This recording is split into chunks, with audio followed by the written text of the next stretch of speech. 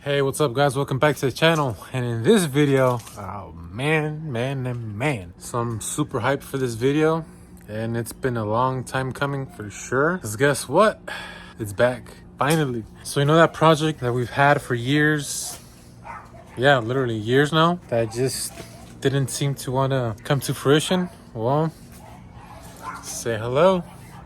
It's back. So we finally got the Datsun back, all ready to roll. So now it is pretty much a running car. I mean, it still kind of looks like a rolling shell. Obviously, it's missing some body pieces, interior, and all that stuff. But it is running. It's basically a running shell with a drivetrain on it. So that's super freaking hype right there. And you know, after so much time of having this car and, you know, working on it little by little, finally, as you guys saw in the last video of the Datsun, we sent it off to the homie Tony. Huge shout out to Tony that finally made this thing run for us. There were some changes made, a few slight changes made, but I mean, it's done. Let's just break it down, see, you know, what it has, what the changes were, what it's still kind of missing. I mean, besides the obvious, everything else. We're excited. We're this freaking close to having it streetable at this point, really. All right, so as you guys may know, this is a 6.0. Just short recap is, you know, we broke it down, we stripped it, everything, pretty much replaced all the gaskets from, you know, down to the head gaskets up, and the oil pan and all that stuff.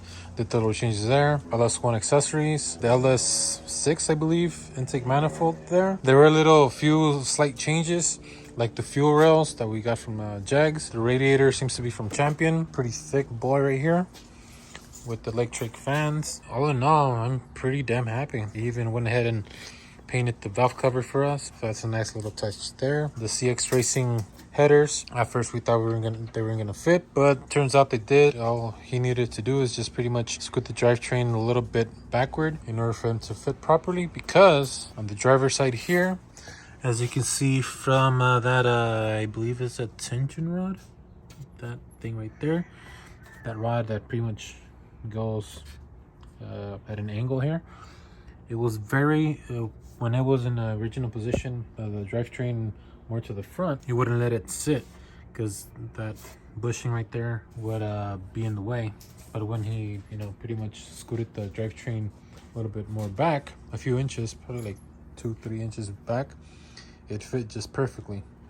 So that was cool. Also, if you guys remember, I did the lower alternator mount right there, which was pretty simple. Pretty much everything was replaced or refurbished. I mean, as far as the engine goes, as you guys may know in the past videos, we went ahead and installed the camshaft. It was either stage 2, stage 3, like something in between there, I believe, along with the springs. It sounds pretty damn good. Although right now, it's pretty much just straight header. I'm still missing the exhaust to be made. So it's pretty freaking loud right now. Yeah, and you know, aside from the engine and transmission, he went ahead and had to do the, you know, a full, you know, custom drive shaft so it can connect to the welded differential that he went ahead and welded for us. He also set up the whole fuel system for us, so I'm definitely grateful that, you know, he went ahead and did all that for us. It saved us a lot of time since that's what we were lacking, which is why it was sitting for so damn long. Okay, so for the fuel system, it did have the stock tank, which you guys can see back there in the trunk over there.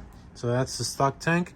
He couldn't use that tank because it was all sludged up inside. So it was pretty bad. It was very gunky, to be honest. It was bad. Luckily though, I had a spare one that I had bought a few years ago that I was planning on using on this car, but you know, change plans obviously. So luckily I had that tank, and he went ahead and replaced it with that one. That one was in a lot better shape in the inside. I mean, this one is still refurbishable, I guess you can say. You know, we just had the other spare tank, just go ahead and do that one, you know, so we can get it out quicker. Seriously though, like, the switchback's pretty cool. So I'm still kind of undecided if I want to just leave it as a switch box right there to start the car, or if I want to actually put the, you know, the key into the keyhole, the ignition switch there to the steering column as it is originally. So I'm still kind of in between that right now. And one last thing before I forget, the wiring harness was switched out, as you guys can see. We switched that out. The one that I was planning on using, it's think it's back there somewhere. The one that I had ready for it, but it was, again, change of plans. And we went ahead and went with Tony's recommendation here. I'm all for it. That's where we're at right now with the good things of the car.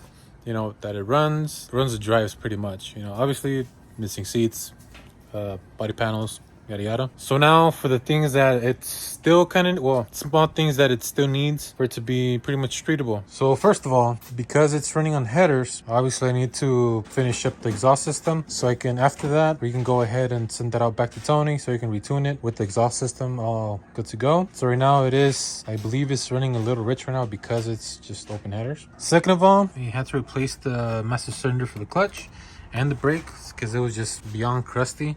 It was very old, as you guys know if you guys watched the previous videos of the Datsun. But it turns out that I do need to replace the brake booster, so I'll be doing that shortly. Well, I mean, pretty soon actually. So we definitely need to change that brake booster out, so I mean, so we can stop, obviously. Another piece that we need to replace is this little sensor here on the throttle body. I believe this is the intake air temperature sensor, I believe. We need to go replace this one with a OEM one. I bought this off of eBay. It was like 20 bucks, and he said that it was kind of finicky, so I'll probably hit up a junkyard or two. Or if I can find an affordable one online, I'll do that. But I'm thinking probably hit up the junkyards and snag one of these up. Well, with all that being said, let's go ahead and turn on the car and get a good cold start for you guys. Let's go for it.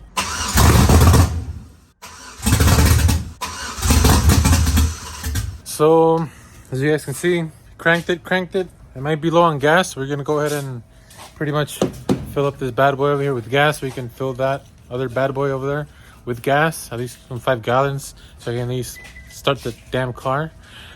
So let's go get some gas. Gas is secured. Where is it? Somewhere back there. So let's get it back home, fill her up, fire up, fill her up.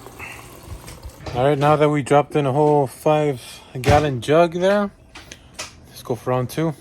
Start up.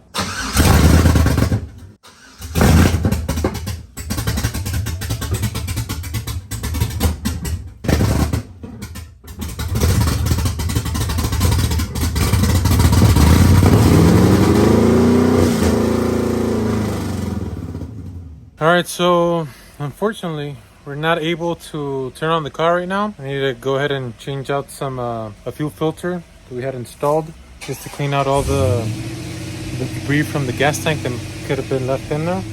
So that might be the problem there. But we'll get to that at a later date, because we're a little short on time now. Since we couldn't do that, my pops went and vacuumed the whole thing out with, you know, it was all filled with rat poop everywhere and just very freaking dirty. So big shout out to my pops that took the time to vacuum this whole thing out, and it's getting there. It's getting there, so freaking close. And there you go. That's the Datsun right there. Back home, ready for those little parts to be put on and fixed and pretty much to be assembled, so we can finally go ahead and cruise this thing. So if you guys enjoyed the video, make sure to subscribe if you reach your content. Follow us on IG, Smelos Vera, and check you guys the next time. Peace.